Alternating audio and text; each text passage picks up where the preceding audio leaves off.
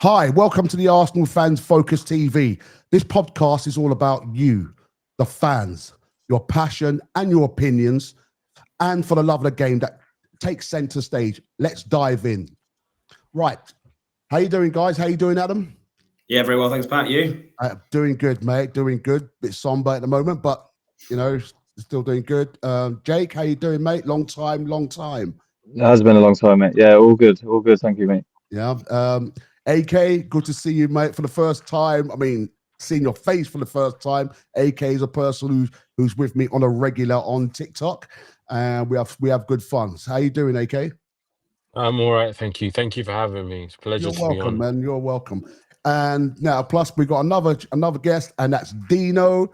Dino, again, is another person who comes onto our TikTok live and have the banter. We have our laughs and everything else. Dino, how you doing, mate? Not too bad, mate. Good evening, gents. Good evening. Evening.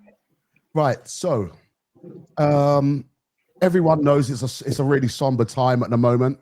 What's happened to Diego? I hope I'm saying his name properly. It is a sad moment. Diego obviously played for Liverpool, obviously a rival, but we're not seeing it as a rival at this time. At this time and moment, all our thoughts and prayers goes out to his family, and his friends, and to his work colleagues and everyone in Liverpool right now, because I know how it feels when you lose a loved one.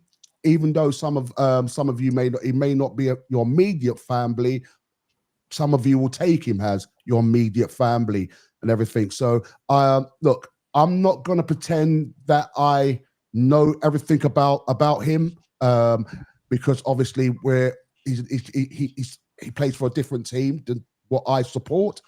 But again, I feel for the family. It's not a really lovely time at the moment, especially now because they just got married 10 days ago, and they've got some absolute beautiful kids, beautiful children. We're going to talk about that, but I'm going to ask Adam just to talk a little bit more about it, because Adam can do it a little bit more adequately than I can. So, Adam, I'm going to pass it over to you, mate. Yeah, I mean, I'm just going to echo what you're saying, Pat. I mean, it's a horrible day. I mean, Jota was not only an incredible footballer, but he just seemed like a really nice guy as well. I've got a lot of Liverpool fans there. So when the news broke, it shows you what the football community is like, because like you said, with the rivalries, it just goes aside on days like this, and you kind of realise what is bigger than football. And when I was texting some of my Liverpool friends, you say it did feel like a family member had passed away, and it kind of really shook me for a while this morning. You know, it felt like it was someone you know. There's something about football that brings us together, and it's something, about a death of someone at 28, and they just have the whole world ahead of them. And you think he's won the title last in May. He's won the Nations League a couple of weeks ago. He's probably in the prime of his career at 28.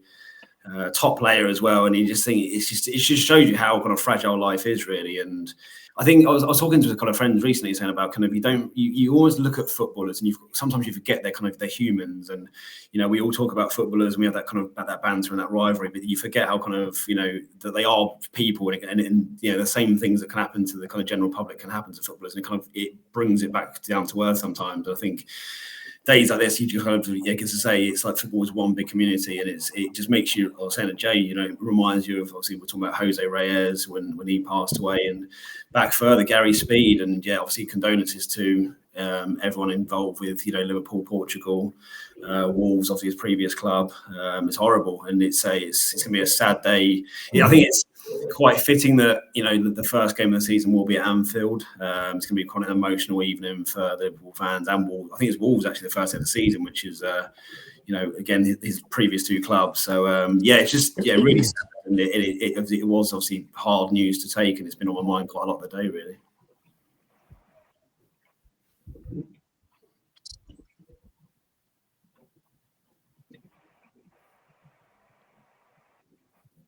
I think, Pat, we've lost you. Yes, you did. You lost me there a bit. Jay, you want to say something, mate? Yeah, it's just, again, what you guys said. It's just proper sad day, to be honest. I saw it this morning, and I thought it was a joke at first, but obviously then seen it come through. and yeah, it's just unbelievable. And obviously, so I didn't really look at the transfer news today. It was just yeah, just sad for obviously the family. Obviously, he just got married, his kids, and yeah, like you said, it's like we watch these players week in, week out, feel like we know them, sort of thing. But yeah, it's just sad all around for everyone involved. Absolutely, totally. AK, you want to say something, mate? Yeah, same thing really. I got to work. I had a break at around 10, and I went on the internet with the intention of checking for transfer news, and I saw that. And honestly, just to reiterate what you guys said, he was an exceptional player. Yes, he played for a rival team, and he was very incredible for his height as well, scoring headers. It was just a sad day for football, really. And as I said, looking back, it really struck me. I was like, oh no, it's quite sad. So yeah. Yeah. Thanks, mate. Sorry, Dino. Can you hear me? Yeah, we can hear you. Yeah. Okay. Yeah. Yeah. I just want to echo what you gents have said as well. I mean, I was heading to work just after 9 this morning, and I saw it initially come up on my notification on my phone saying Diogo Jota has passed away. So initially, first and foremost, I went to Sky Sports. Sky Sports hadn't even put it up yet. I think I'd literally just gone online and seen it happen fresh. And I went to Sky Sports News afterwards, and that's when it came up, and the BBC came up. So it kind of threw me back for like a good 10, 20 seconds, because I was thinking, like, I just watched this guy playing like a couple of months ago in the league, you know, and then that's happening. And it's yeah, it does knock you, especially like what you gents have just said. When you see these guys on Instagram and TikTok, and they're doing their stuff on social media, and you're interacting with them, it really feels like you've actually lost someone who you know. And in this situation, it doesn't matter who you play for. It's not even about the football show anymore. It's just about the whole fact of that it feels personal, and it hurts because you see him play every week. So it's very somber. It's really somber from my side. I feel from everyone's side. Sorry. Yeah, no, I totally agree, and I mean, it definitely puts things into perspective. It really does, and that is why, I mean, look, and that's the very reason why people. I mean, my parents used to say, live for today like it's your last. Do you with me? Because you've got to enjoy. We've got to enjoy life. You know, and there's so much that's going on with us in our lives. We don't know what's going to happen. And I mean, the end of the day, for me, it's so sad. You got married 10 days before, you know, and when you go back and when you look at, I mean, the family, I mean, young, very, very young children. And wow, I mean, the end of the day, the good thing about it, to be honest with you, the not only the community, this person, she's got her family with her, but she's gonna have the whole of Liverpool club behind her, the fans behind her. She's gonna have the whole world behind her, and you know, and even though that's not gonna make up for anything, it won't losing your loved one, of course not. But you know, I pray to God that I just hope to God. Well, I know that there's going to be people around her, and I pray that she'll move on as soon as she can. Really, you know. But it is what it is, guys. And yeah, even though again we're not Liverpool's not my team, but I tell you now, that's the last thing I'm worried about. Or I'm thinking about right now. And yeah, my heart goes out to everyone, every single person who's linked to this and stuff. But I was thinking earlier, it'd be like, because obviously I go to the games, most of us go to the games. When you're watching, say, Saka week in, week out, and then something like that happens, it's God forbid. Do you know what I mean? It would hit you hard. You're probably seeing these guys more than some of your family members. Do you know what I mean? Yeah, it's true. Well, yeah. One thing I just wanted to add. Sorry, one thing I wanted to add was also thoughts and prayers for his parents, because they lost the two kids. Oh my God! Yeah. Yeah, his brother. yeah, So the parents only had those yes, two boys. absolutely. You're Yeah. absolutely right. Absolutely. Apparently, I don't know if anyone else has heard this, or this news, or I've just overheard somebody saying it. That he had an operation or something, so he couldn't Yeah, on fly. his lungs. So that So then they had to drive to the ferry. Is that right? he Yeah. was advised by the doctors after he had an operation on his lungs, and the doctors advised him not to fly back. So what he did, him and his brother obviously jumped into the car, was going to take the car to the ferry, and obviously get the car on the other end. But unfortunately, what they are saying as well is that when he was overtaking another vehicle, the tires burst. Mm. He must have been going some. Yeah, It that's what I must heard have as been, well. because I mean, plus he was driving a Lamborghini.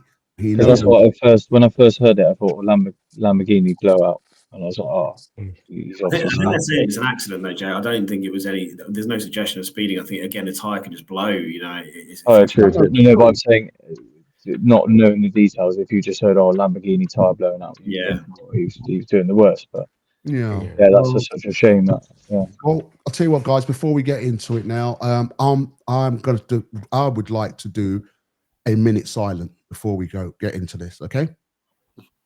Cheers, guys. I'm going to start Yes. now.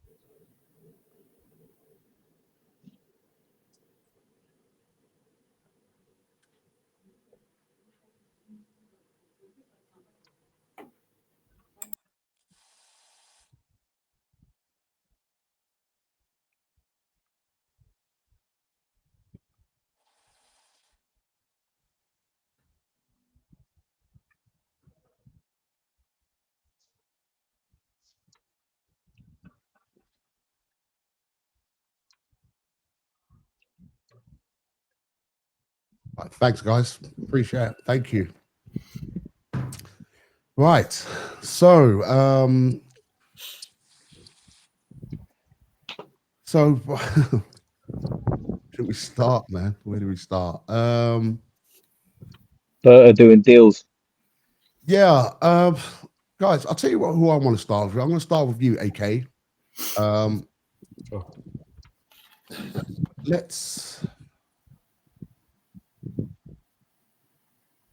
Right. So let's start off with, how you feeling about even though the transfer window is just open and it's only been officially 3 days.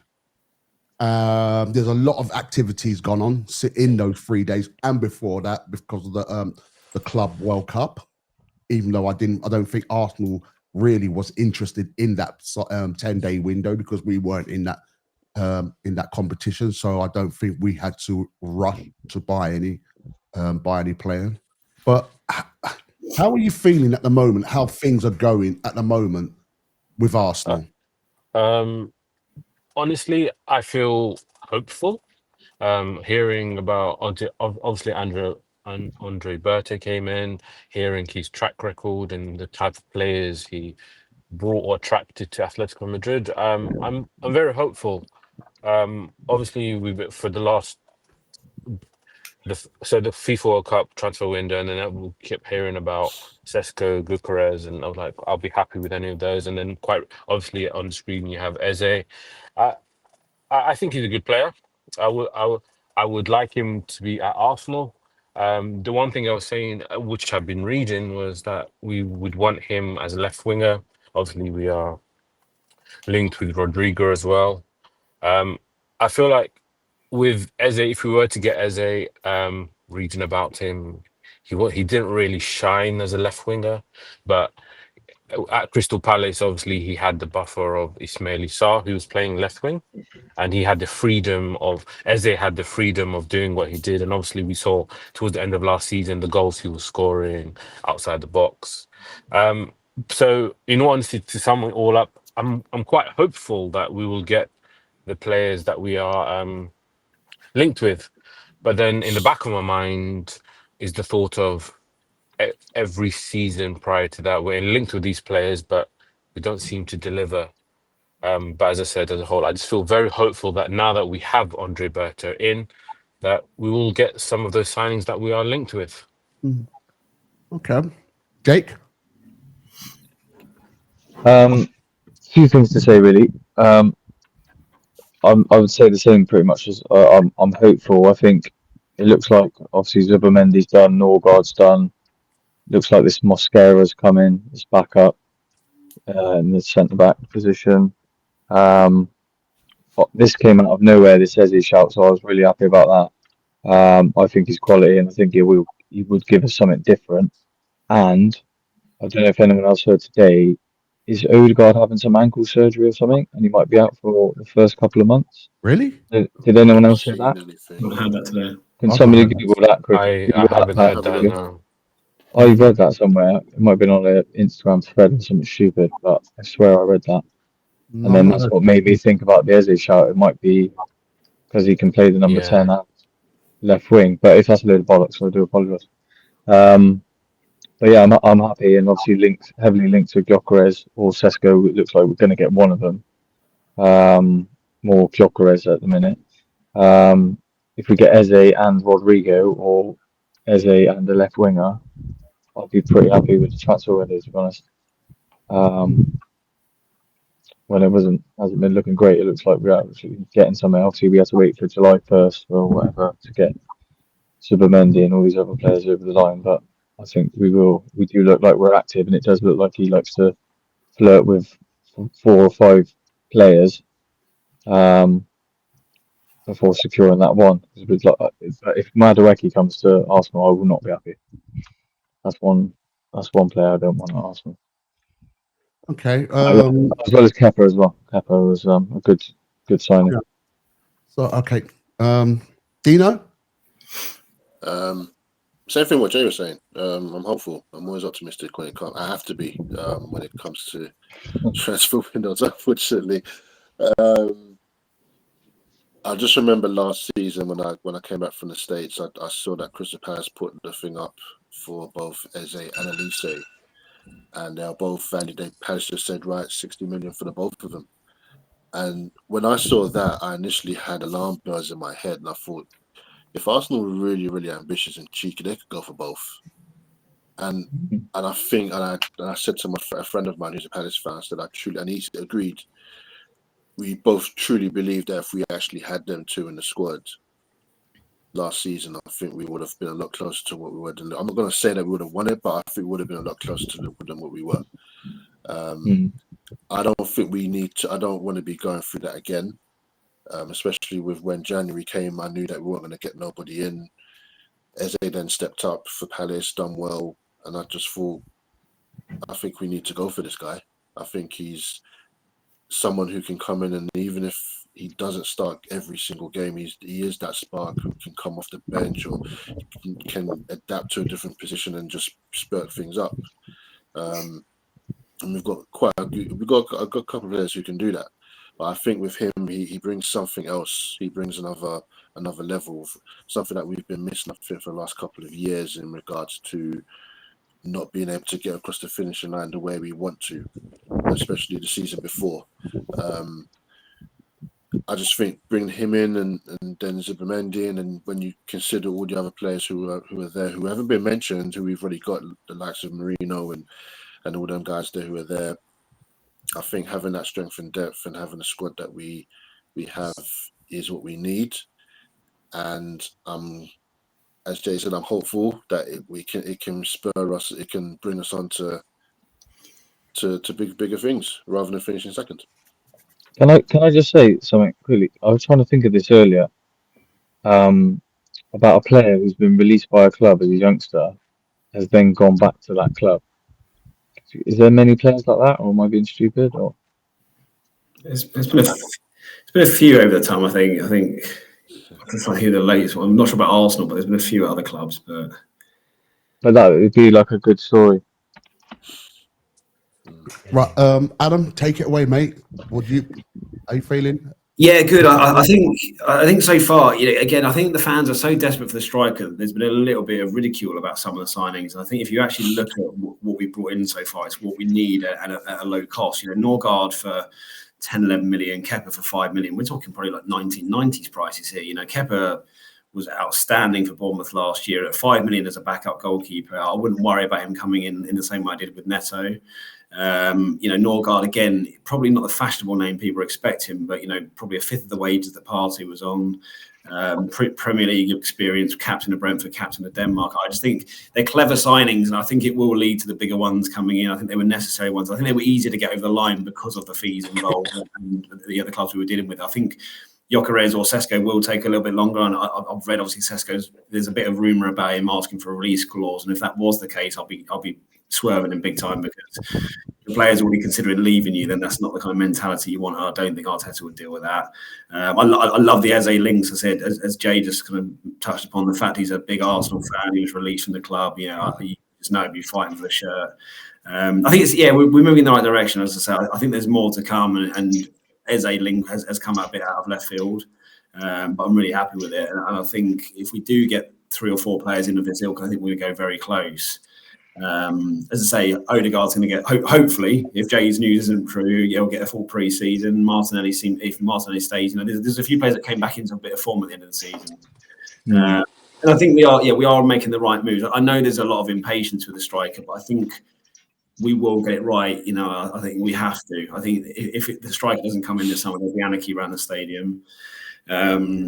But yeah, we've plugged a lot of holes from players that are left, and I still think we'll still see a few go out the door, like Zinchenko. I think we're trying to get the right fee for him, and I think that the money will come in. So yeah, positive so far. I mean, I think it's very early in the transfer window. People forget how far away we are from the season still. Yeah, I think this day and age, there's a desperation to get everything done very quickly, but we still are 6-7 weeks away from the start of the season.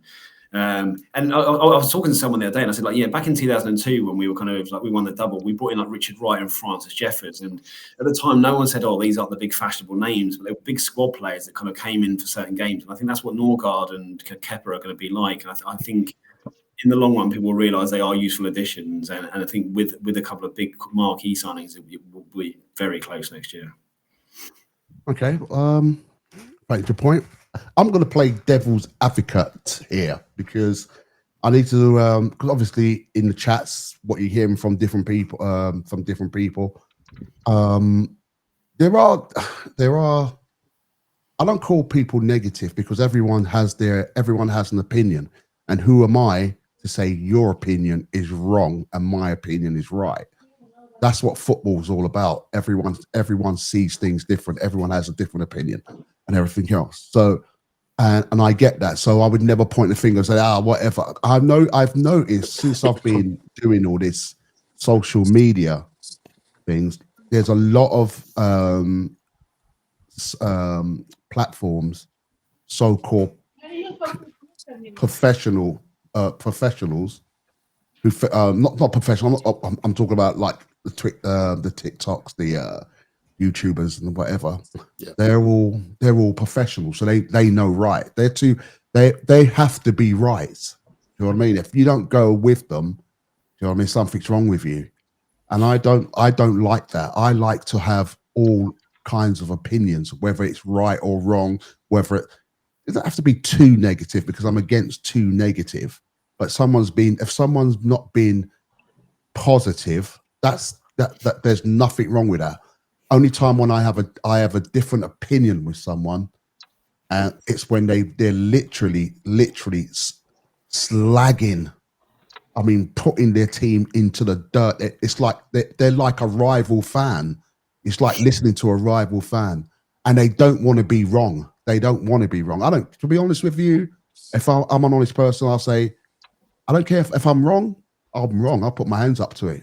What are you going to do? Kill me? Do you know what I mean? If I'm wrong. So what I'm trying to say is, and I'm going to open it up to everyone now as well, because we're going to be talking about certain players that's linked, so-called linked with Arsenal. Now, there's a lot of people saying, and I've got to be honest with you, I am one of them, but I'm not negative towards it. I mean, beating them down, but I am one of those people who feels why is it always difficult for Arsenal to bring in a player? Everyone else can do it, but it's always complications when it comes to Arsenal. I am one of those people, and it does get to me. You go to Manchester United, they'll get the player in. They'll go to City, City's getting their player in. You're getting Chelsea, Chelsea's getting their player in. You're getting you're getting Liverpool getting their player in. There is no complications. There's no difficulties. What got me? I remember when Mikel Arteta said when Edu left, he said there's not going to be a problem because we have got a plan, a 5-year plan for transfers. We know what we're looking for 5 years down the road. We know what we want. If that's what you're doing, but yet I don't know whether it's Arsenal or Sporting Lisbon, or is it the agent, or is it the player? But someone is pulling the wool over someone's eyes. No, I'm not saying any transfer is simple. But when Liverpool wants to get a player, the negotiation starts, and it's even though we don't see what's going on behind the scene, they'll get their player. Same goes for Chelsea. Same goes for others. But when it comes to Arsenal, now let's put it this way. The reason why I'm saying that, I don't. Again, am I being negative? Maybe, but guys say that I am. I don't mind. But when Zubamendi, you got to look on the other foot. You got to say, how long did it take? How long were we linked with Rice for? And we got Rice over the line. Do you know what I mean? Hang on. These bigger players, it takes a bit longer. Well, only when it comes to Arsenal, that does. Only when it comes to Arsenal. At the end of the day, we've got Zubamendi. Now, Zubamendi was I believe Arsenal got Zubamendi in January. I believe that Arsenal, because it wasn't Andre Alberta that got Zubamendi. It was Edu who got Zubamendi, and Zubamendi was linked with us. Now, granted, we didn't sign him in the summer. I mean, sorry, in January, but we could have done it in that 10-day window. But I understand Arsenal. I think someone was saying Arsenal had an agreement with I can't remember the name of the team. Real Sociedad. Yeah, okay. Had an agreement with Real Sociedad that can we announce it in the financial year, and that's in July. Okay, now where is he? Where is he? I mean, it's the 3rd now. I mean, it'll get announced tomorrow. Sorry? It'll get announced tomorrow. Okay, fine. Well, if it gets announced tomorrow, that gets announced tomorrow. But I've got to be honest. For me, it's not. I mean, I know we've got Zubamendi, but I just don't understand why we couldn't announce. We do take a long time to make it official on the page. Everything takes a long time for Arsenal. How many players? All right, guys, everyone jump in there and have a go. All right, because I'm playing devil's advocate here now, right? Okay, it takes a long time. You're saying it takes every single player, barring cheap players. When Arsenal go for a cheap player, do you remember Nasri? Long time. On and on. Arsenal, okay, fine. Everyone jump in now, right? How long has Arsenal been going after Gyökeres for? How long? How many seasons? How many seasons do you guys know that Arsenal was being linked with Zubamendi? I'd say we've been linked with Sesko more than. Sorry, I meant Sesko. Not Zubamendi.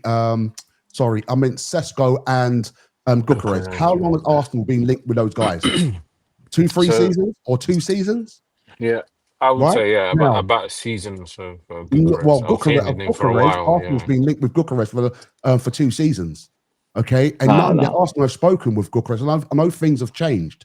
Things have moved on. All right, different things. I mean, so contracts, but they know whether they want that player. Now, someone said in the chat, and I say it in my TikTok, Arsenal are supposed to be going after both of them. Both of them. If we are dead serious about winning this league, Arsenal should be going for Gyökeres and Sesko. There's no doubt about it. I think we should come back on July 19th or whenever our pre-season is and see what we've done within that. I know. And then that would be a fair argument, I think. Yeah, I mean, I'm playing devil's advocate because there's so many people talking about it, and I know we're all on the same page. But I don't want people to think, oh, what everyone's everyone on here is square. We're all thinking the same sort of thing. You with me? So we need to say things that people, other fans are saying. What you're hearing on Sky, or whether it's on TikTok, whether it's on YouTube, whether it's on Instagram, people are saying this. Can I jump in? From my point of view, I get your point, but I think when it comes to Arsenal, I think, you know, I think you use Chelsea, Man United as an example. If you look at United signings the last couple of years, they've massively overpaid for players, like hugely overpaid. You look at Højlund, pretty unknown from Denmark, 75. Casemiro, massivmeasively overpaid for him. Chelsea, you know, again, the ones they get over the line are the very easy ones that they've overpaid for. I mean, Delap, again, he seems to become a well-beater overnight. If Delap had come in as Arsenal striker, people would have been going, you're not showing enough ambition, you're getting someone for the future.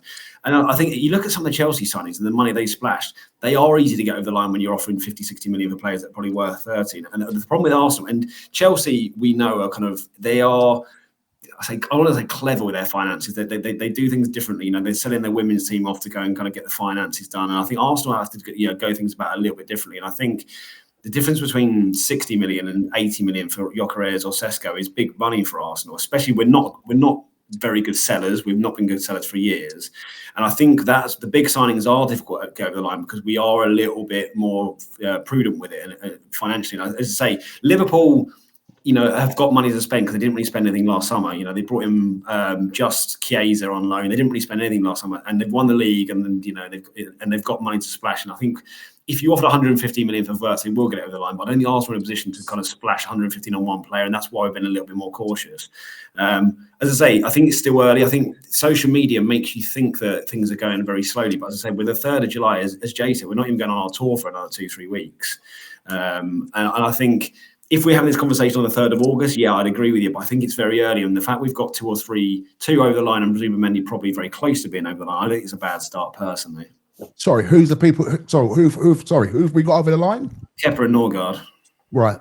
Just that goal. Just the goal. Zubimendi's as good as, you know. So I think I do believe that he is as good as. But why? Okay, what's the hold up? Well, as I say, I think there's a lot of negotiations going on. I think they're probably talking about 3 or 4 different deals. I think if Zubimendi's got an agreement with Arsenal, then it doesn't need to be rushed through. Like if they're confident of that, then you probably have to put your eggs in the basket with the agents of going to talk to Gyökeres' agent, you know, Rodrigo, whoever we're being linked with. Because if you think Zubimendi is literally about personal terms, you know, and getting that over the line, then you don't have to worry too much. And if that happens in a week's time, then so be it. Okay, well, again, all right, so be it. All right, then. But we know, Arsenal know, 95% of Arsenal fans and whoever knows that Arsenal's got Zubimendi. Okay, fine. Zubimendi signs tomorrow. Okay, honestly, I'm not excited about it. I'm excited about the player. I really am excited. I can't wait to get him in. But Arsenal, they announced it today. Breaking news. They can't say it's a break. I wouldn't call that breaking news. We knew that we had to play it. The thing about, all right, again, there's players like, for instance, this guy here. I mean, a lot of people talk about. No, I don't think he will come to Arsenal. Not because I don't think he would not come to Arsenal. I don't think he would leave Spain. He doesn't. I don't think he wants to leave Spain. But apparently, what I'm hearing, is that he wants to leave. He's not happy. Why ain't Arsenal going after someone like this? I mean, that player there, all right, Alves. I mean, at the end of the day, tell me, apart from, I'll say Isaac, tell me another better striker than that. Gyökeres. No, I agree. We don't know. Dino, jump in, man. We might have spoken to him. Jump in, Dino. The thing you have to remember about strikers is right now in the last few years, what are we noticing about strikers right now? They're a dime a dozen right now. There's not many around for the simple reason there's more wingers and attacking midfield more than anything now. There's just the level of and quality of strikers out there. They're out there, but you struggle to think of who they are. And okay. Yeah. All For right. me- Well, you say that. You say that. Okay. I'm giving you one right now. Okay. All right. This is someone that we're going to talk about. We're going to talk about in a bit. All right. All right. There's someone else we're going to talk about in a bit because I know Arsenal's putting a bid for him already, and they've discarded it. So they obviously want to go back. They're going to go back in for him again. Yeah. All right. We've got this is the only person right now that we know of. Arsenal's got over the line right now. I want to quickly. Okay. I want to talk to everyone about this. Is Keep going. everyone happy in Arsenal going for this person? Absolutely not. No, No. not Absolutely at all. not. Finished. Couldn't Then get a game off Fulham. why is Arsenal always going after Chelsea's mishaps? I will say this to you right now. I would ignore that.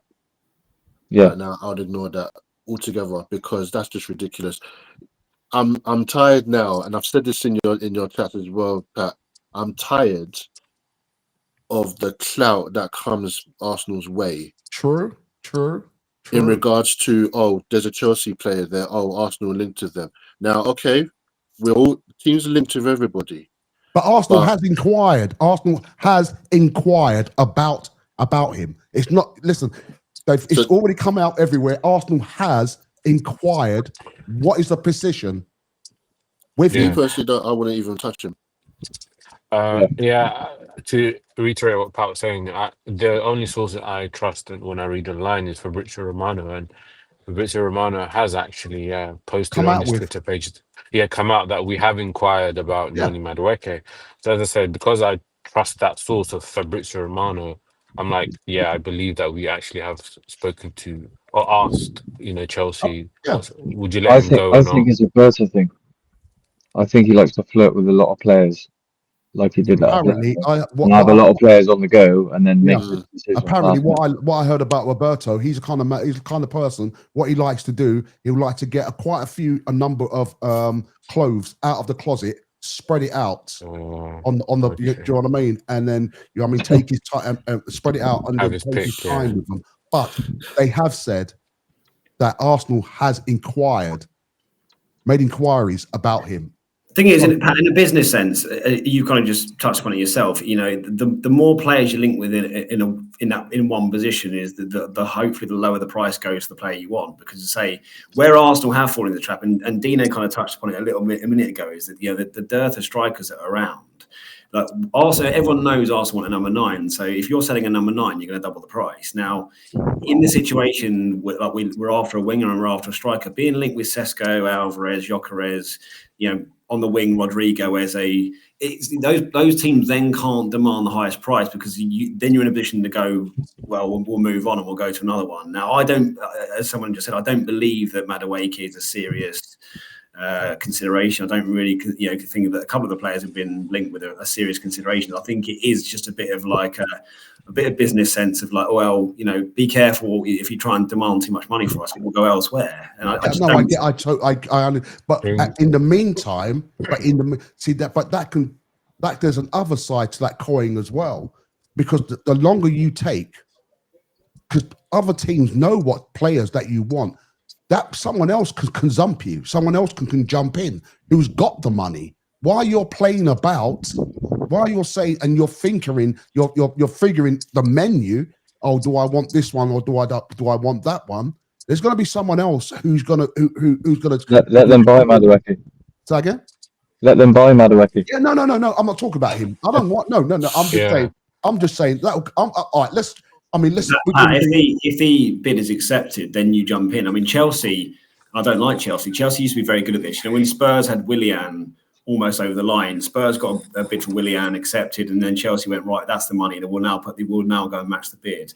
It's a bit like an auction, and you're sitting there going, well, who's going to make the first move? And if it gets to the point where a bid was accepted for Gyökeres from United, then Arsenal have to make the move. At the moment, they're in the cards are in our hand because of Gyökeres, if the news is correct, and he's trying to force his way out of there. The longer he forces his way out there, the lower the price goes, because Sporting won't want us to keep an unhappy player, and Arsenal probably playing a little bit of kind of cat and mouse with Sporting.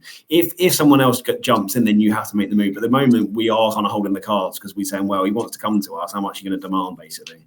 Okay, but then what if you say that? I forgot what I was going to say then, to be honest with you, because you said something. I completely forgot what I was going to say. The problem is, okay, Arsenal, you and I know Arsenal don't like bidding wars. And that's a fact. Arsenal don't like have bidding wars. Someone else comes in and give an high an offer. Arsenal's not going to gazump that. They won't do that. Arsenal's got a price. They've got a price set in their heads, and that's what they feel the value of that player is. Someone else comes in and says, "Okay, fine, we'll go even closer to the value of what you're asking for." Arsenal's not going to start playing a bidding war. They won't do that. It works either way, Pat. If that's the case, then you walk away. You know, if Arsenal bid 60 million for Gyökeres and that's his price, United come with 80 and they think it's too high, then they walk away. That either way, that works. But that's the thing, though. That's the thing. What gets me, though, Adam, I get it. Listen, all right. I understand you got to be prudent. I understand you've got to do your due diligence. I understand all that. But if you're going to get over the line sometimes, Adam, you're going to have to do some uncomfortable things sometimes, okay, to get over that line. Now, if you're going to keep being prudent all the time and someone else and that other person behind you is willing to take that risk to get over that line, and they get over that line, then where does that leave you? You can't always be prudent. Look, we're talking. I'm just talking hypothetical here as well. I mean, again, Rodrigo. If I don't know if it's true, because some people are saying it's not. If Arsenal was going after Eze instead of Rodrigo, would you be happy with that? Anyone? Dino? Anyone? To a degree, and the reason why I say to a degree is that Eze has Premier League experience, and we can see what he's capable of. Obviously, with every new player, there's that risk of when they've played in a different league, they've now come to the Premier League. Are they going to perform as well as they did at their previous club?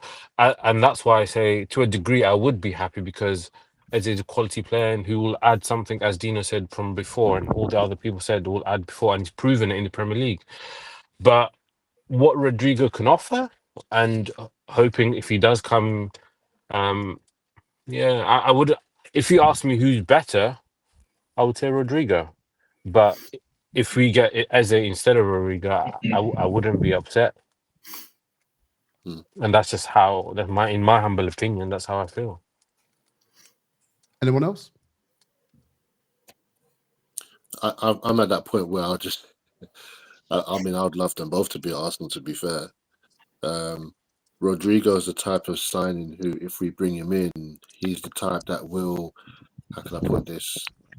He kicks down the door and the others charge in, if that makes sense. So if you bring someone like him in and we play well, then maybe others who can come along and they'll be like, oh, well, Arsenal's looking like it's a good club. Rodrigo's there. Why not go and play alongside him?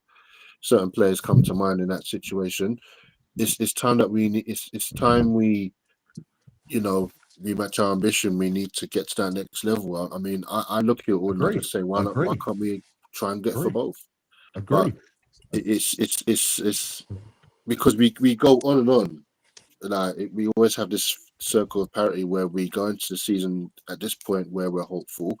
We start the season off okay, then we get to November, December, we start to falter. We get to January, we don't buy nobody. We then get injuries. Then we get told the squad's a bit thin, and then it starts all over again. So if the squad keeps getting thin, and that's happened in the last couple of years, we're not learning from our mistake of bringing in players to have that depth. We're not learning.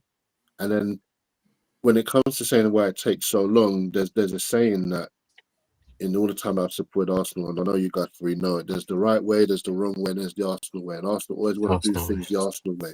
They always want to do things in a way where it's professional, where it's direct, where it's all done in accordingly.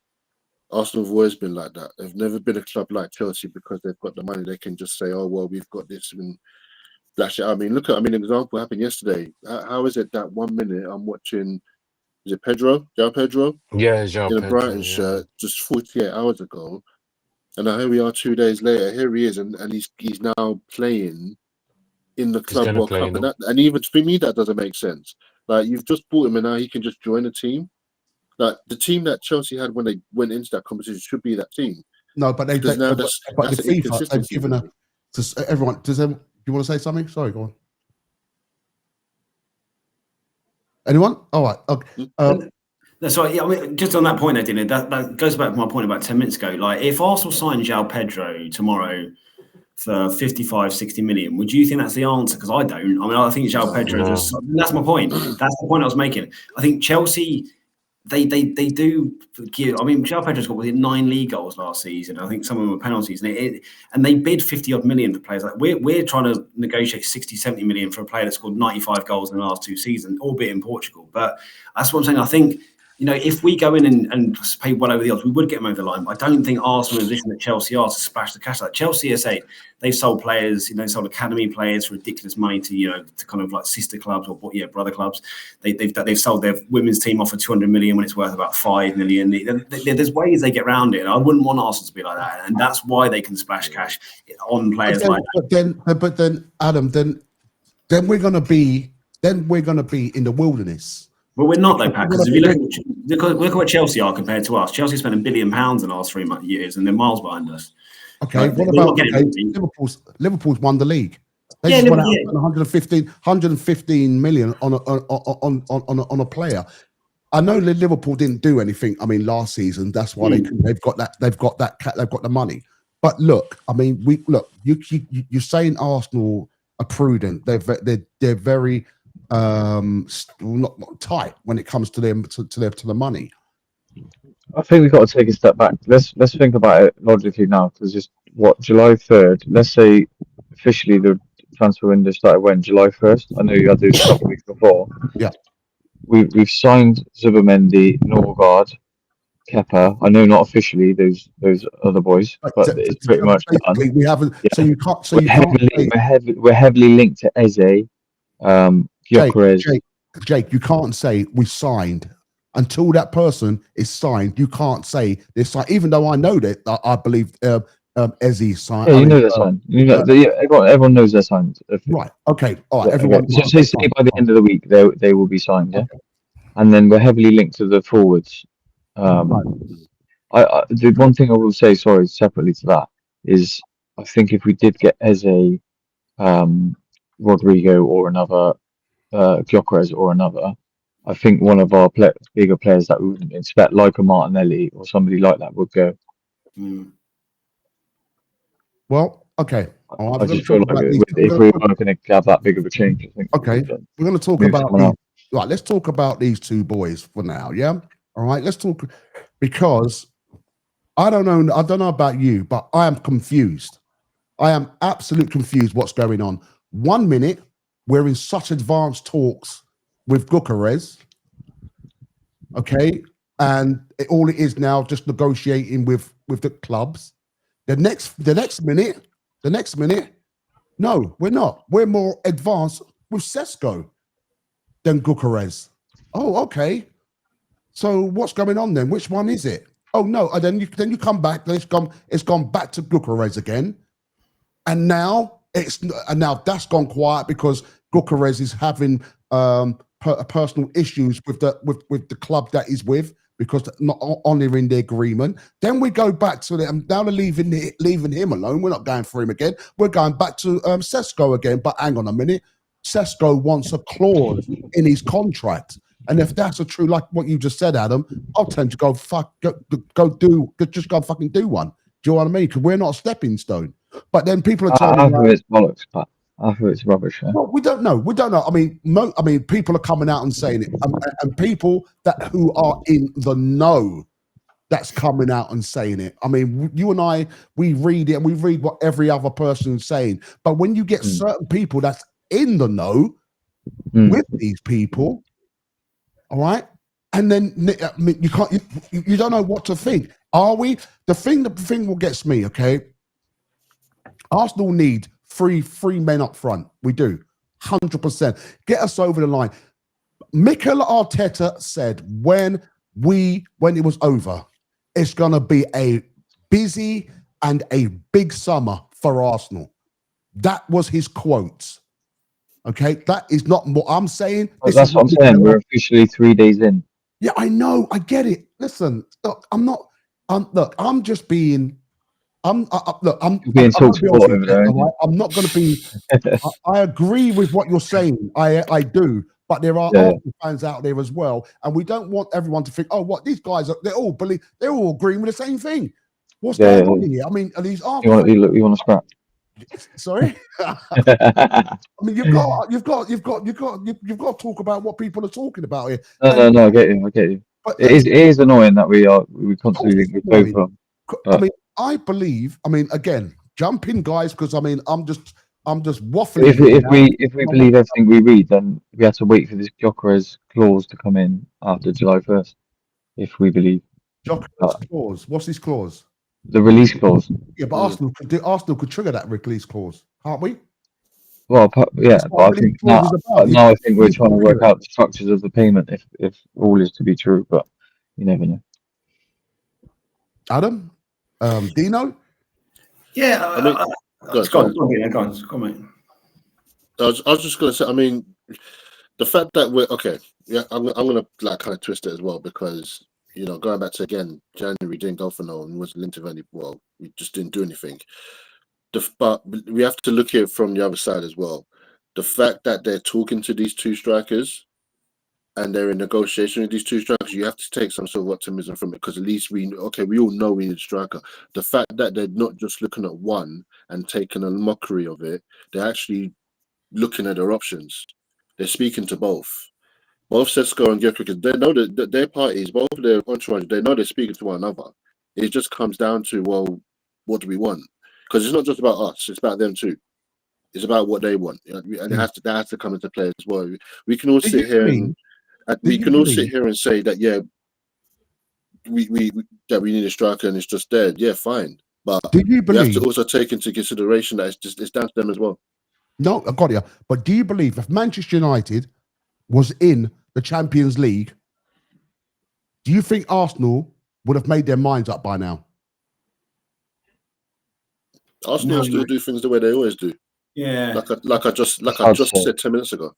They'll still continue doing what they always do because you have to understand. It's like I've said this for years. Arsenal are a business ethic club. They do things in the way they do things. This is how they are. They're not going to change as much as you want to change it in the way how things are in this day and age of so many teams now with how much money. Arsenal are going to still continue doing what they do. They're still going to be how they are. You won't overpay or be mugged off. Right. Okay. So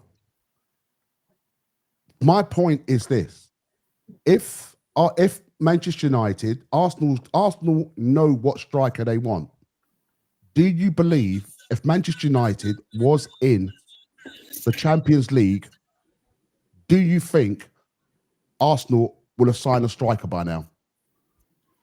No, I think not necessarily. No, I think it's still. I think it might accelerate things slightly, but you could say that about anyone. Again, there could be other teams involved at any point. I think Arsenal were more relaxed about it than the fans are, if I'm being honest. I think as a club, they're fairly confident about it. As I say, I think if they needed a panic, they would. If they needed to do it straight away, I think there's a lot of stuff going on behind the scenes. I said, I know we're talking about kind of all the players that have been signed now.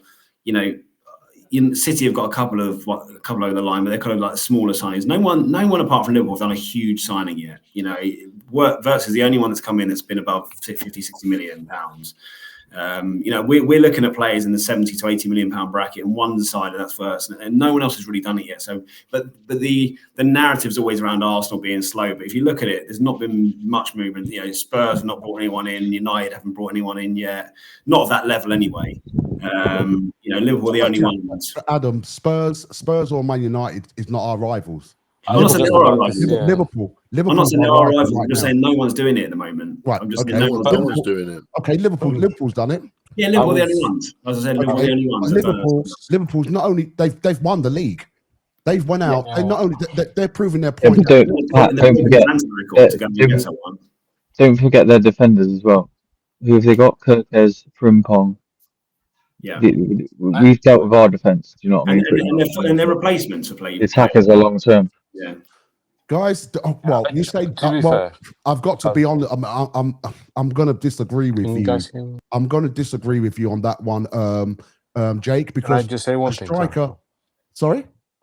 No, sorry. Go ahead. Sorry. No, go on. Sorry, go on. No. I just want to say no. I agree with you, Pat. Like it is. I understand you guys are saying it's early in the transfer window and stuff like that. But like I feel what Pat is saying. It's kind of frustrating and to a degree saddening that you're hearing. Okay, you guys talked about Frimpong, but like they've got Liverpool. Yes, the last few seasons they haven't spent anything, but to hear they've got Verts or Chelsea. Obviously, they're not on our level, but to hear, oh, Chelsea have got things over the line. I understand, they overpay for their players, but it's just like it's as I said, saddening and a bit frustrating that they can do it. What are we doing? Type of thing. Yes, we've got Norgard over the line, and we've got Kepa over the line, but yeah, I share what Pat is saying. Like, yes, it's I early, get, but I get you. I get you. I 100% understand your frustration, but you got to think of the type of players we brought in and what we're going to be bringing in. yeah, And like we said earlier, I wouldn't be happy with João Pedro coming in for 60 million. He is and a of good course, player, of but course, he's not that guy. And No, he's not. if it takes a couple of weeks longer to get a Rice or Am I? a Gyökeres, or do you know what I mean? yeah, But you say, We, yeah, we do delay it. We do delay it, but that's the yeah. way we've always done things, well, and that's we've the lost way we out on always do deals. things. But Exactly. but we say, you see, but that's It's frustrating for me. yeah, it is. And because And at the end of the day, all right, We wouldn't pay Ashley Cole Arteta, 50 no, grand. I mean, Do you know what I mean, or whatever it was. sorry, Arteta We knew. would be stubborn. Hang on, could you hear me? Sorry, mate. Sorry. All right, Arteta knew from the beginning of the summer, Arsenal's team was thin. Mm. We were thin. He knew that, but he didn't come out with it until we got into the season. That's when he came out and said, "We have got the thinnest squad in the league." You knew that from the summer. That's number one. Number two, a lot of our players, okay, our important players were injured for most of the tournament. We Yeah, knew that. So we're running players down to the ground because when you look at the bench, you might have players on the bench, but do you not have a quality. player that can literally turn a game around? No, we don't. We do not. That's why when we were like 1-0 down or something or whatever, we're bringing on defenders. To secure That that doesn't make 1-0 lead. sense. All right. Now, please understand where I'm coming from here. Arteta runs the. I mean, not. I wouldn't say Arteta runs the club. Sorry, Arteta knows what we need. Edu Yeah. knew what we need in the summer. Okay. All right. Even though Edu left, I get it. All right. In January, and Mikel Arteta came out and said not to worry because we've got a 5-year plan for our transfer. Where is that 5-year plan? Okay. Not only that, we had a he said we've got a plan for that. January, Mikel Arteta was dying for a striker. I reckon if it was down to him, a lot of people say no, it ain't no. I reckon if it was down to him, he would have got a striker in. He would have got one in. Why didn't we get a striker in? But I think that's it's on the basis of you having to overpay by 30 million pounds Oh or my God, 40 you've got to million pounds. overpay in summer. This is what's happening now, isn't it? Because Arsenal don't want to overpay in the I know, summer. but Arsenal No, it's wouldn't do different. that, would It's they? different it's different in Yeah, January. I know. I'm because being it's in the facetious. season. I'm being facetious. But what I'm trying to say is, in January, it's over expensive. In the summer, it's expensive. Do you know what I mean? So it's either look, the way I see it, Arsenal is a massive club. The people who are running Arsenal, they're business people. Okay, they are business people. They're not football people. They're business people. And business people, what they care about is making money. I understand that no, I don't understand it because if you win the Champions League, you make money. If you win the Premier League, you make money. All right. But it seems to me, as long as we get into the top 4 for Champions League money, we're happy. Now, he came out and said, this is going to be a big summer. This is going to be a busy summer. We're going to have to bring in the right players. Now, everyone's having a go at us. All right? And I know you guys, it doesn't really bother me, but they do have a point. Mikel Arteta's has had 700 million to spend. Why didn't we bring in a striker then? I mean, I don't know, guys. I'm just playing devil's advocate as well. So take it away. No, but to pick up on your point about business, if you think about a business person's mindset, you always want to get something, or in this case, someone for a bargain, as you said. And historically, I feel like looking back at even Wenger's era, and specifically talking about Luis Suarez's thing, we love haggling. We we love to haggle, and as I said, I just feel like what Adam said. We don't want to overspend, which we shouldn't overspend, to be fair. And I agree with that. I agree. as a business person, I said, and the other thing, if we're going to talk about our owners, and I've said this on your TikTok, Pat, our owners don't have a personal interest in our team. I've said this on your TikTok that Liverpool's owner has personal interest in the team. Multiple other owners have a personal, Man City, for example, or PSG's. All of them, they have a personal interest in the team. Yes, you need this. Okay, here you go. Whereas historically, I feel like the Kroenkes are a business person, as you said, and they they want to bargain and spend the least amount of money. I don't. I agree to an extent. I don't necessarily completely agree, because we've not been. We spent big money in the last 2-3 years. I mean, I think Josh Kroenke's been a lot more involved than Stan was, and I think if you look at Declan Rice at 100 million, Kai Havertz at 65 million, it's not like we haven't spent. And I think the Kroenkes, there's this kind of myth that they don't have any interest in winning team. Then might not be huge football fans, but all their other teams have won big stuff. And okay, Adam, sorry, Adam, I don't mean to cut him. Please come back in and jump on me. All right. When the Kroenkes took over and bought Arsenal, what did Stan Kroenke say? What did he say in his statement? The very first thing when there was a presenter putting a mic in his mouth and everything else talking. What did he say? What did Stan Kroenke say? And we can find it as well, and we can find we can find his quote. Okay, will you tell me? Go on. Stan Kroenke said he didn't buy Arsenal to win trophies. That is his quote. That is in his quote. I did not buy Arsenal to win trophies. Why did you buy it then? Okay, well, investment. He said it was another sports investment. Hang on, AK. Sorry, go on, Adam. So as I said, Stan has kind of given the reins over to Josh, who I think is much more involved. You see Josh Kroenke at a lot more games than Stan was ever at. I think Josh has got a vested interest in the sporting side of things. You look, I say, to kind of label them as not spending money on their sports. I think the Rams stadium was £1 billion, $1 billion over in America. Let's not pretend they're not spending money and then they're just making money out of their team. They're not necessarily making money, and they haven't been tight. We've spent more than Liverpool in the last 4 years. Liverpool won the league, but we spent more than them in the last 4 years. Then you got to say to yourself, have they got the right people in position to spend that money? Then Liverpool. So Liverpool last season, but we've been right up there for 3 years. We've not spent badly. You think City have spent more than us. We've been above them last year. Chelsea miles behind us. United miles behind us. Spurs miles behind us. They've spent, Spurs aside, they've spent more than us, and they're miles behind us. So we're not doing things wrong.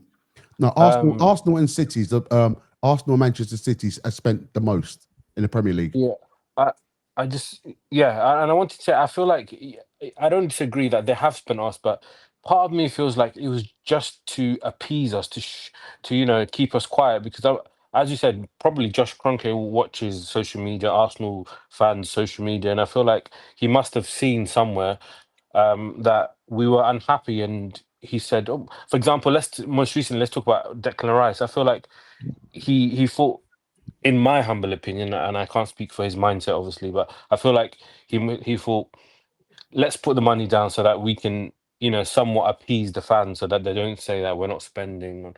But again, as I say, this is just my humble opinion. And the other thing, as we pointed out, as we said, overspending.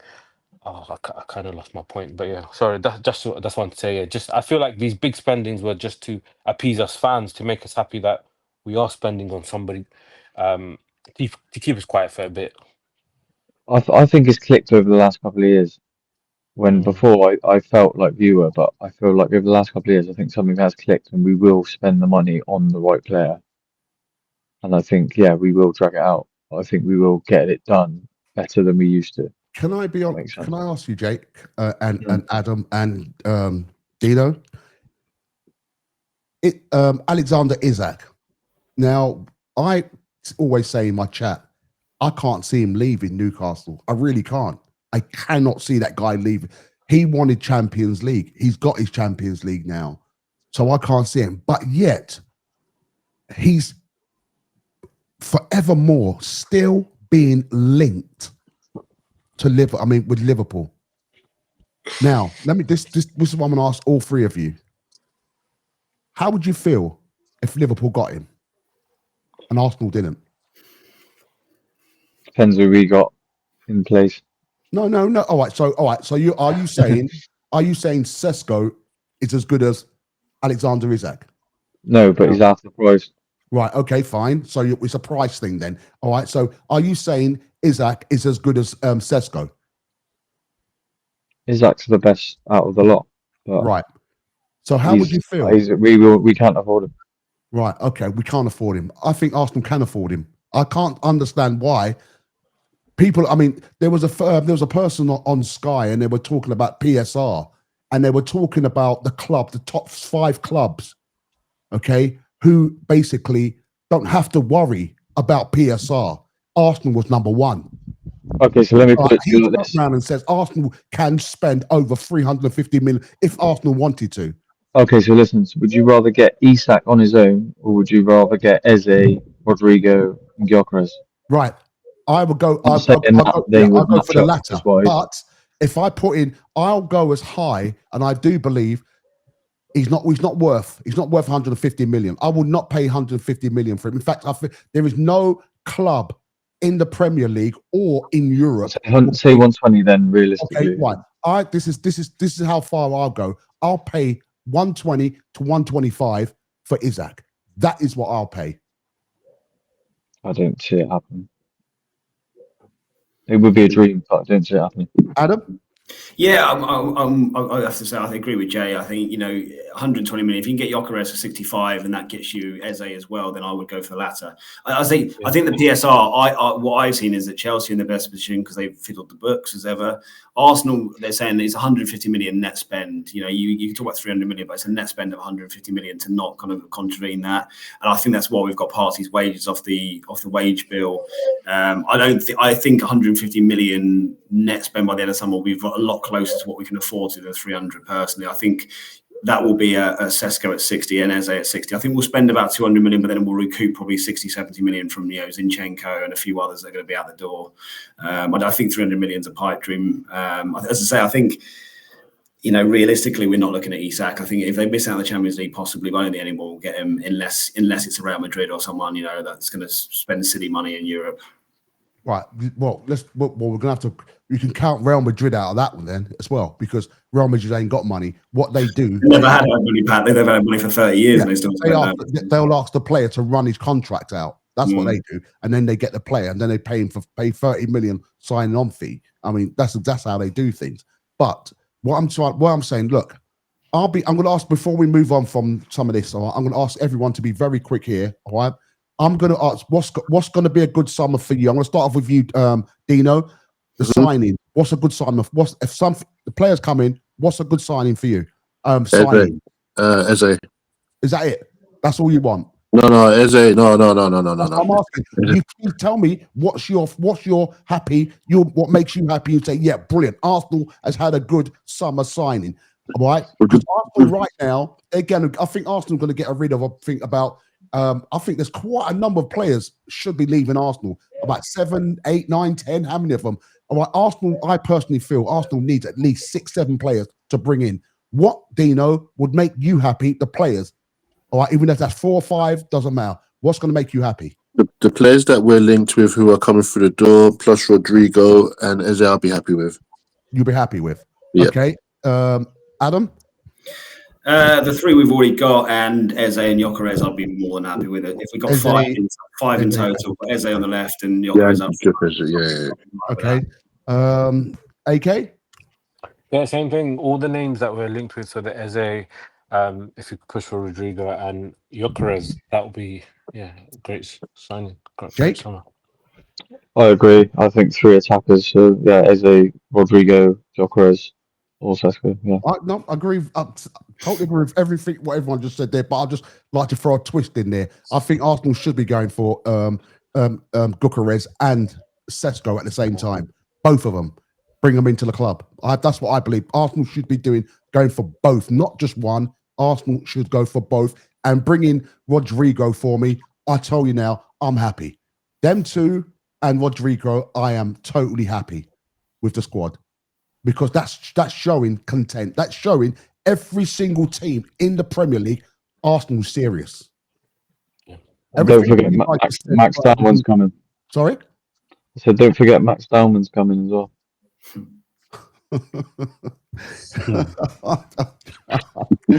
Okay. Cool.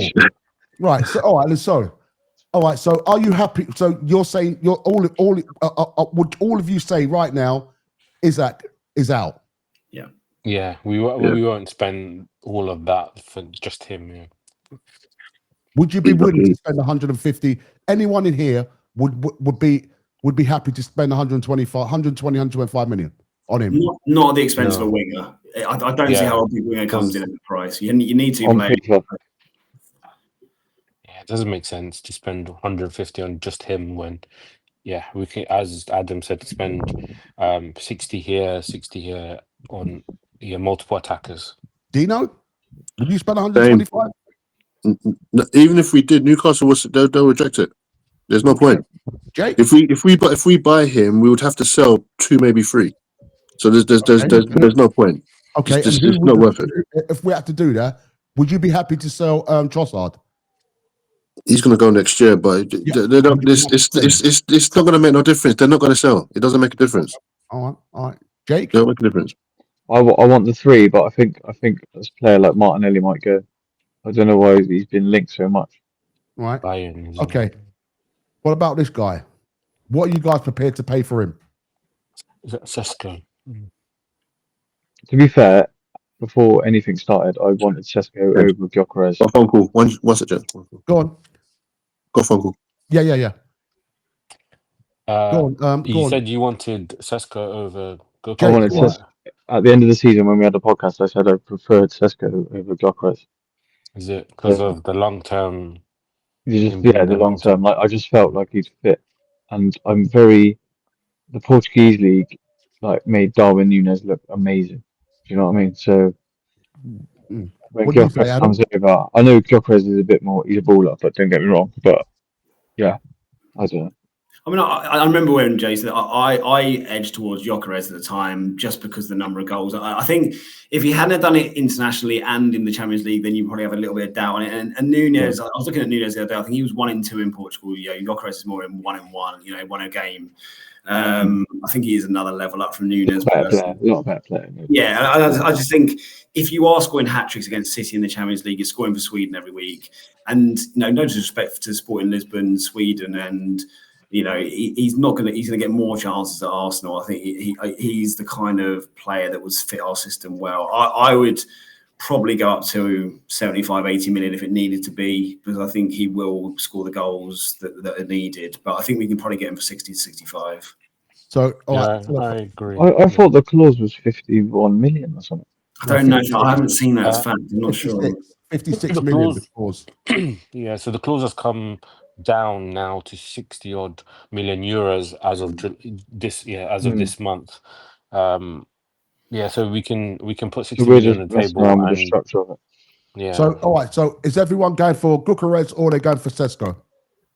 I'll be Gyökeres myself. I will say Gyökeres because of what he's been doing, as Adam said, in the Champions League, doing what he's done in the Champions League. His statistics as well appease me more than Sesko's. And Jake, numbers. you're going for Sesko. Did you see that clip on the internet with Gyökeres FaceTimed his mate on this television show?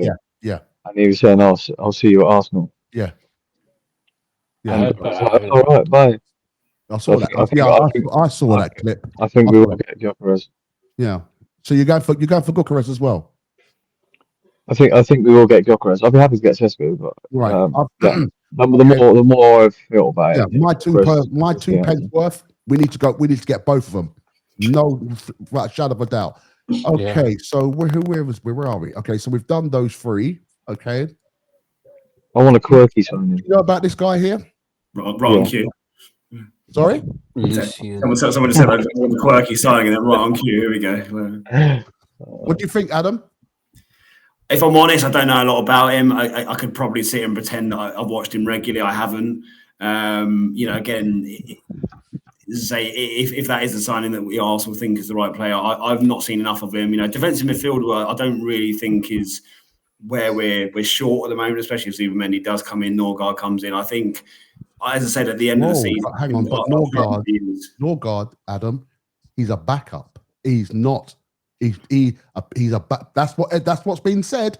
He's not. He's a backup. He'll be a backup to Zubimendi and Declan Rice. You don't need another one. That's what you're saying.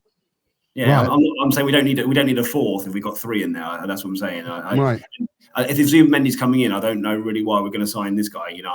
That's what I'm saying. I think for me, as I said at the end of the season, I think defensively we're completely set. Fair play from Square is going to be obviously a long-term prospect and probably will replace Kivior. So be it. But I don't think there's anything else we need at the back. And I think central midfield-wise, we're okay if Zubimendi and Norgard come in. So for me, all the extra being the kind of attacking basket. Okay, so right. We're linked to that Ajax player as well. Hato. Sorry. We're linked to that Ajax player as well. Yeah. So Partey's gone. Is everyone happy with that? No. Not as a player, but I think if you look at it, I think he wanted a pay rise.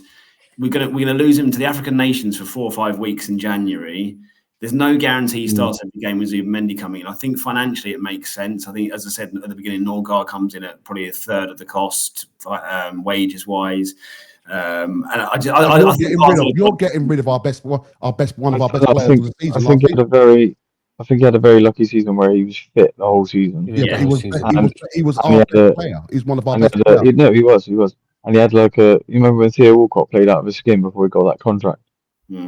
That's how I felt like Partey played, because he was trying to get that big contract. Basically, all right, we're trying. So I thought this summer was going to be improving on what we've got, not detracting on what we've got. That was my assumption. That's number one. Okay, that we was going to improve on every area that we have, apart from like the defense, and stuff like that. But when I'm talking because I knew that Jorginho was going to go. I had an inkling that that Partey was going to go. All right. I thought, who was the other one? I thought Trossard might have gone because Trossard was always linked with the Middle East. Okay, so I thought to myself, okay, we aren't going to get squad players now because Arsenal know that we need players that's on the bench that can turn a game around. Okay, now bringing in someone like this, all right, this player, and getting the other player from Bournemouth, Brentford, all right, that's to me, all right, even though he's a captain and everything else, that's not for me building on getting better players. That's detracting. That's me. Okay, I might be. I mean, it's just my opinion, because Arsenal, for the third time running, has got second place again. Not only that, Arsenal, their players, the amount of players that was out injured was a very worrying thing. Not only that, we're thin on the ground. And I remember when he used to look, I used to watch him sometime looking around at the bench to think, oh, okay, fine. Who's going to turn this game around for me? And he keep looking at the bench, and there wasn't no one there that can turn that game around. Bringing some players like this, I mean, I've seen him. He's not bad. I'm not going to say he is. He's a nice little player, but is he the next level? No, he's not. No, he's not. Okay, and that's what's worrying me. We're getting rid of our best player, and we're bringing in someone who's less of a player and who still needs to develop. We can't afford that anymore. Arsenal cannot afford to come second, third in the fourth game for the fourth time running. It can't happen. I don't think Zubimendi is a bad replacement for Partey. No. I think he's a very good player. Zubimendi's not a replacement for Partey. Let's get that right. Yeah. He is. He is a replacement. Sorry, so who's the replacement for Jorginho then? Norgard. Norgard. No. No. They said it's not. He's not. He is. Okay, fine. Well then, look what's Same happening. position. All right. The end of the day, Arsenal. I mean, because Zubimendi, he's a top man. I'm not worried about Zubimendi. Yeah, they brought someone in. That's that. But we've got two of our best. I mean, not best. We've got one of our best midfielders. I know what you're saying, but they don't care about that. They care about the wages they've saved. That they can go and spend on that X, Y, Z player. So are we saying that potentially someone in Arsenal back in January, so they knew that they were going to let Partey leave? If we're saying that Zubimendi I think they had a good idea. I think they had a good idea. Yeah, because if we're saying that Zubimendi is now the replacement of Thomas Partey, then Which he wasn't. Which he was not. He wasn't brought in for that. Pat, they knew he was going. No, I understand. So, but he wasn't. Zubimendi. Yeah, but we probably wanted to get that player in anyway. Partey's age. Sorry. Partey's 32. You know what I mean? I know we brought in Norgard 31. Yeah, Partey just turned 20 and 32. And what's his name's 31. Yeah, but he's Jorginho's replacement. Zubimendi's younger, and Zubimendi's Partey. Zubimendi, you're absolutely right. Zubimendi. I think we're thinking a direct replacement thing. So who's Partey's replacement? Because they're saying what's his name's not Partey's replacement. Zubimendi is Partey's replacement because he's in his position. Yeah, we can now say that Zubimendi is Partey's replacement and Norgard is Jorginho's replacement. No. Having seen what we've seen for the last few weeks, yeah. Yeah, 100%. Okay, guys, because I want to try and wrap it up in a bit. I'm going to be quick now, yeah? If we got him, do you think him and the other players would take us over the line? What do you think? All right, this person here. Do you think Arsenal should go out and not break the bank because they're asking for 77 million for him, 90 million euros. So, do you think Arsenal should go out and get this geezer? No messing about, no playing about, just go and get him if he's available. I think as time progresses, his price will go down because I believe he's fourth in line. I don't think his price is going to go down. You don't think? I don't think so. Would you? Anyone else in the chat? If he's worth how much? What's the price tag? The price is 90 million euros. So that's 77 million pounds. If we're being honest, yeah, I've seen players go for more who have been poor, and at this day and age right now, 77 million pounds is actually quite a steal. So if he's available for that much, I'll take it. Yeah, and I'd have Eze over him personally. You would? Yeah, I would. I've watched Rodrigo a fair few times, and I think he's a very good flair player, but I don't know if he fits the system. Eze, for me, walks in, and you just know what you're going to get from Eze every week. The talk is that it's going to be in installments. I think Palace have got some kind of agreement that it's 20 million over 3 years, so PSR-wise, it would be 50 million less than Rodrigo. Madrid aren't going to take that. Madrid are going to take 75 million up front. So in essence, it's 55 million difference this season. I think Eze walks into the team, and you know what you're getting every week. Rodrigo has a little bit of doubt coming from Spain. He will be the first Spanish winger or first Brazilian winger to come over here and not fulfill his potential. And I think Eze is just a perfect fit personally. Would you be happy with Eze, Watkins, and Gyökeres? No. Not Watkins to me. No, I would not with Watkins. No. I only say that because the last couple of days Watkins has come up, I think, again. Yes, I know. Yeah, he has. I think Watkins, if it was a backup to Gyökeres, then so be it, but not as the main man. Yeah. I like Rodrigo, don't get me wrong, but I don't believe he's that good as everyone else is saying. With you. I think he's got better this summer because he's been linked with us. No one was looking at been quiet. No, I mean, I don't think. Well, that's a very harsh statement, Adam. That's a very harsh statement, Adam. If Madrid want him out that desperately, and Alonso's looked at him after 2 weeks, I wouldn't be desperate to get him. I've never watched Rodrigo. You know, everyone talks about that team, and Vinicius and Mbappe were the players. Rodrigo, you know, he's good, but there's no guarantee he walks into this league and does it. So it sounds like to me you guys want is Premier League proven players. That's what you're asking for. Not necessarily, but I think Martinelli on his day is as good as Rodrigo. that might be just my Arsenal bias. Am I being really stupid there? Let me know. But He's been man of match. I think Martinelli on his day is absolutely not, unplayable. I haven't seen enough of Rodrigo. Don't get me wrong, but every time I've seen him play, I haven't been over. I've been underwhelmed. If you can bring in a left winger and Martinelli's on the bench, the last thing any fullback or defenders are going to want if you bring Martinelli on with 70 minutes gone is to bring that guy on with that type of pace. No one got this is where I also got to start being smart, because if you can bring another winger in, you still got Martinelli, then people are going to be like, well, I don't think Martinelli will sit on the bench. Fullbacks who can do a job, but if he's sat on the bench and he's fresh and he comes See, but that's the thing, guys. I mean, you say you don't think people are going to sit on the bench. This is a modern day football where players know that they have to have a big squad, and you're going to have to sit on the bench at some point. There's going to be rotation, and players are going to have to. Players know that. Right? But there are certain players who are saying, "Well, no, I don't want to be on the bench because I'm a main man." Okay.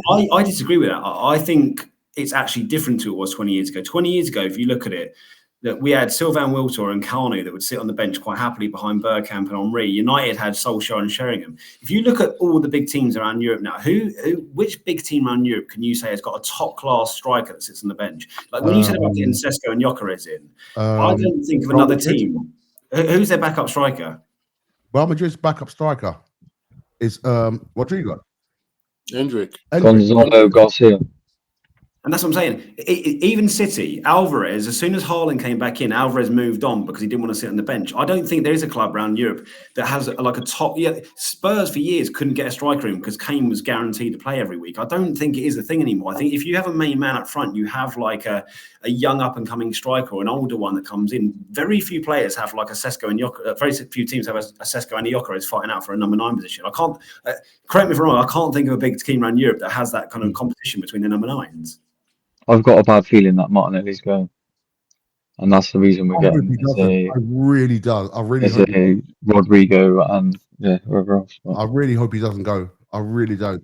So everyone's saying a no to this one then. Even if he stays for another couple no to Noni. Yeah, no, get rid. That's another Sterling. That's worse than Sterling. Sorry, I didn't mean to bring that up again. Okay. I don't think anything could top that Kim Kjellström loan. But he had a bad back. That one takes gold medal for me now. Is everyone happy with this one? Yeah, I am. Yeah. That's smart. You've done smart business so far. Chelsea. Do you think he's going to fight for the first spot? Yeah, no. I think he'll just. I think he'll just play every cup game. I think he'll just play cup games. Yeah. He'll play cup games, but he'll play like what Carabao and. As I said earlier, if he came in, I wouldn't worry about him. We've had keepers in the past where our number 1 goes out, I'll go. Even going back to the days of Lehmann, you got Almunia came in. And I wouldn't worry about Kevin coming in if we had a few games with him. And don't forget, he was at Real Madrid the year before. Yeah, and he was excellent at Barcelona. Bournemouth last year, excellent. Okay, and he was good. I like this one. On him. Yeah, I like this one. Yeah. That'll be good. That's a good one. Yeah, that's a good one. Yeah. So everyone will be happy with him. Yeah. Yeah. That's a clever one to bring in. Yeah, that's a clever one to bring in. Good. And everyone's happy with that one. Yeah. With Chris. Smart signing again. He's a squad player. He comes in. All of you are happy for him to take Partey's position, yeah? No. Jorginho. I think you'll have the role what Jorginho had at Arsenal. Yeah.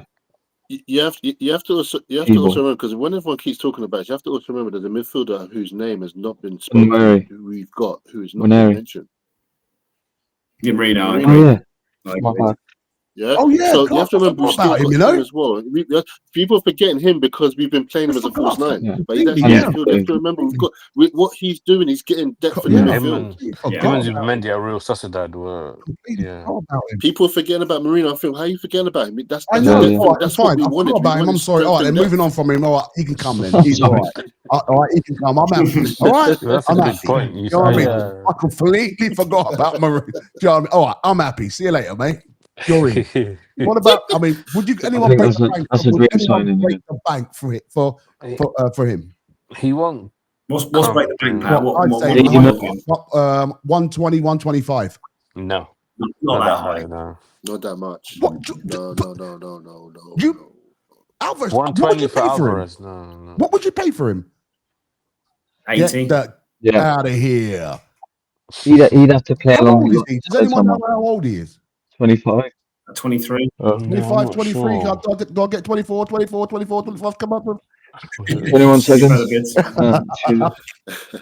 Okay, so guys, do you not rate this? Do you not rate him? Alvarez is a good striker. 80 million. I'll rate him if he's 80 million. Yeah, he's But 25. the thing is, if He's you're going to 25. pay 80 million pounds for him, you know what he's going to want. He's going to be like, well, I want to And start so every he game. should.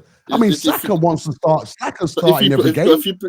Yeah, because he's a baller, mate. But if you on the basis of that, if Arsenal going for on the basis of if Arsenal going for two strikers, I'm saying, but like but then if you bring him in, then yeah, he will be the main man. He would. Oh he my would do a God, I job would for us. love him. I think he's quality, but it's another I dream. go as far as to say Liverpool have Isaac, have him. We've got this one here. He's Okay, played in the check Premier that League, then, Pat. proven. I'll say, listen, that is exact. Oh, don't forget, Thierry Henry came out and said that is the exact striker that Arsenal needs. That is who Arsenal should go out and get. That's the striker. That's what Thierry Henry came out and said. He's not long left. Okay, Alvarez is the striker Arsenal should be going after. Is anyone going to have a go at Thierry Henry? Nah. If Alvarez comes to that, if Good point, things badly go made. to the point where we have to go for Alvarez, then yeah, why not? That's crazy, man. Then That's you know, crazy. if Sporting Lisbon and RB Leipzig are going to start messing around and being stupid with what they're going for, I'd just be like, you know what, you just leave it and just move on. Wow. Guys, listen, before we go, I mean, I just want to say to everyone who's in the chat, please do us a favor, guys. Comment on the videos. Tell us what you think. Is Arsenal dragging their heels? Are Arsenal doing the right thing with the due diligence?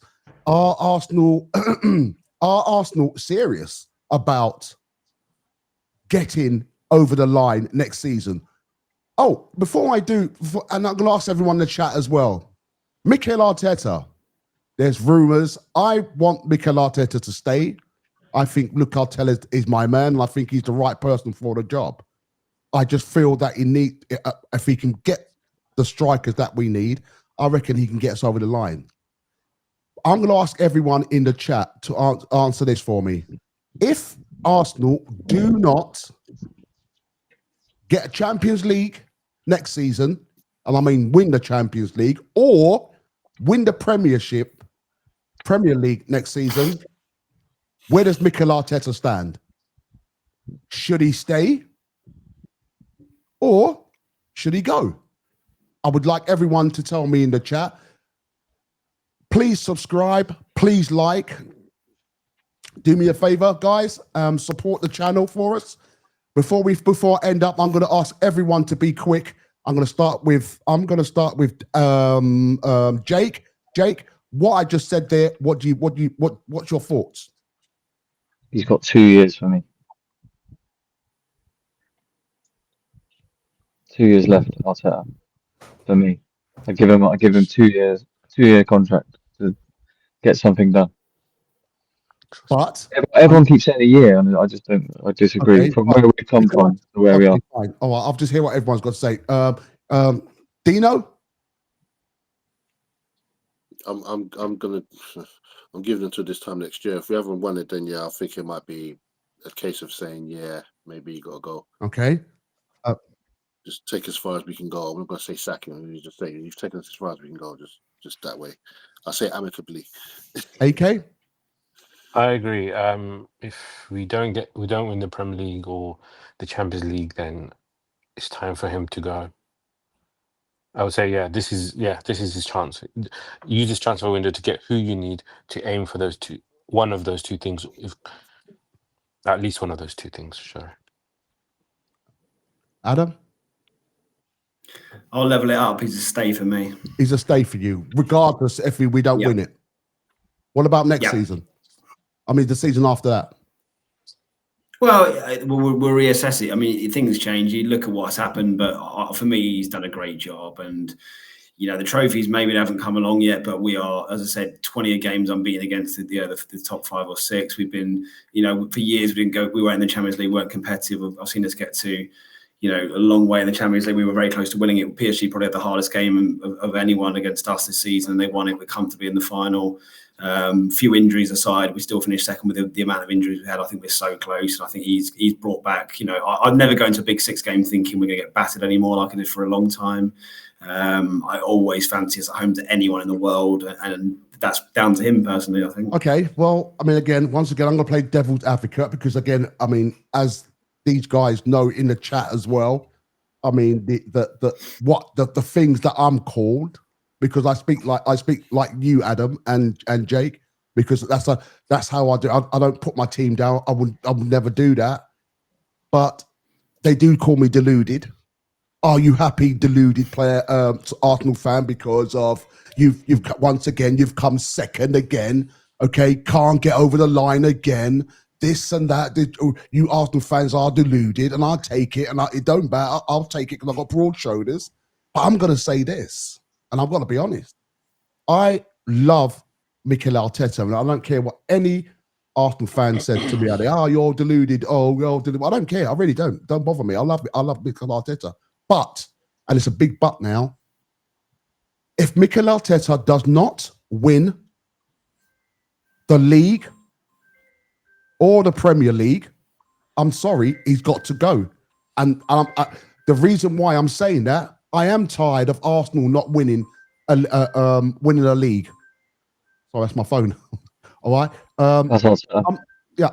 I'm tired of Arsenal not winning a cup. To be honest with you, I'm not worried about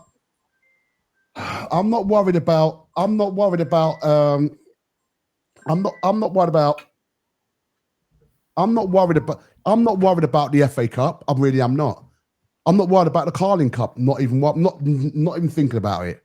I really am not. I am tired of people saying to me, right, you ain't crossed the line, bottle jobs, or you can't say that. You can't say that. Listen. In our times, I know some of you are younger than myself, but I do remember when Arsenal won the league. It was the most beautiful thing ever. The feeling, the atmosphere in Islington, the people that was excited, the buzz around Arsenal was unbelievable. Unbelievable. It's time for Arsenal to get it's time for Arsenal to get back to that. It's time for Arsenal fans to feel that. There's a lot of young Arsenal fans today can't feel that. They can't feel that, Adam, and it hurts. It hurts me because I know my club is a big club. My club deserve the Premier League. My club deserve the Champions League. I'm tired of saying, giving this person, let's give him another one. Let's give it another one. Let's give it another one. I can't. I listen, like I said, I am an avid Arteta. That's me. I don't want him to leave. I don't want him to go. But Arsenal has got to get over the line now. We can't make any excuses anymore. People are talking about on our platform, oh, what's your excuse now? The ball wasn't the same shape. Oh, what's your excuse now? Oh, we were the best team in the Champions League. Come on, it's got to stop. It's time Arsenal deliver. Arsenal have to deliver. And if Arsenal do not bring in a Champions League or do not bring in bring home that league club, then something has got to change. We can't keep doing it every single year, coming second, coming third, coming whatever, second, not getting a trophy. People are saying that Tottenham, all right? Oh, I'm going to ask everyone in here. Adam, you first. Do you think Tottenham has had a better season than Arsenal? That's a serious question. Because that's what I've been asked. Course okay, not. all right, no, but that's why the guys in the everyone in. I just don't get how you can finish 17th in the league and win a competition that we're too good for, and suggest that's a better. I agree. Better season. I agree, but it's bad. and I keep saying. I'm not believing Spurs. Good luck to them. They won it, but we were too good to be in it. So that's exactly what I say until I'm blue in the face. But then you're in the background. I know for a fact Tottenham hasn't had a better season. Jake, do you think Tottenham has had a better season than Arsenal? No, Why not? They won a cup. they lost 22 games in the league, was it? But we won it. But I was about to say we. See, this is how I play devil's advocate. But they've won a cup. Great. Birmingham won League One, and they're the best season than us. Like, you know, AK, you hear it in the chat every single I day. do, yes. All right. What do you think? Tottenham has had a better season? No, not at all. As I said, as Adam said, to finish where they finished, and then to win that cup, we could have won that. As I said, we got as far. I even went as far as to say even Ipswich could have won that cup if they played Man United. That's how far as I'll go. What do you think, Dino? Finish it off, man. Do you think Tottenham has had a better season than Arsenal? All I'm going to say is this, right? When Wigan won the FA Cup all those years ago against Man City, 3 days later they got relegated. Did they have a good season or did they not have a good season? We relegated them as well, isn't it? That's what I've said to people, and every single person I spoke to couldn't even answer the question. Yeah, they said Martin Tyler said it correctly. The best team wins the league, and the luckiest teams win the cup. There you go. I like that.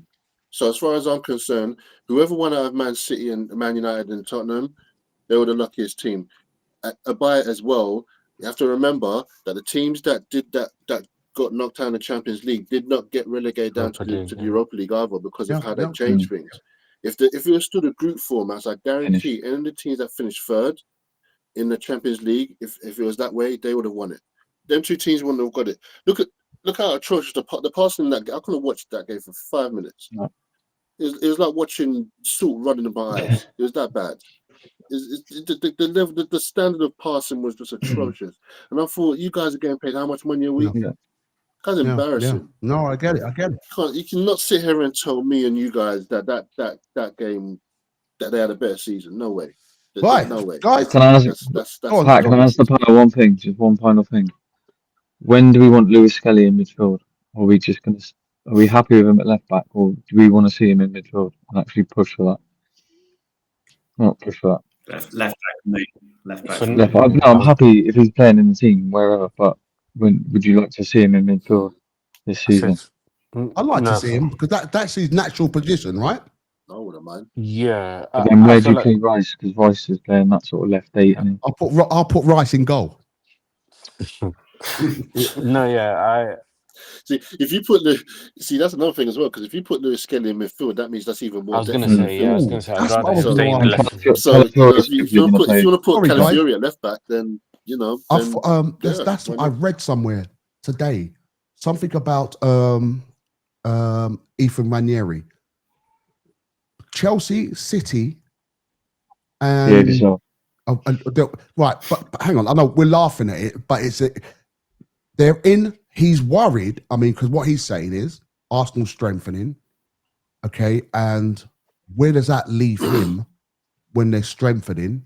And he hasn't even, and he's not even thought about his. Apparently, he's having thoughts about his contract. What does everyone? Signed a 5-year one 2 years ago. Or was it start of this season? You just signed a contract, yeah. Lewis Skelly was rumoured to be going to Madrid about a month ago. I wouldn't wait. He ain't going nowhere. He'll get more chances this season, and we're going to see the best time. He beefed up a little bit as well, guys. Like I said, everyone in the chat, please subscribe, please like as well. All right, and please comment on what you think about the channel. Please follow us. It's going to be every single Thursdays, like we normally do, getting back into it and everything. I just want to say thanks to everyone again, and I want to say thanks to Jake. Thank you, Jakey boy, and thanks Adam, and then thanks Dino, and thanks AK. Thank you very much, pal. And now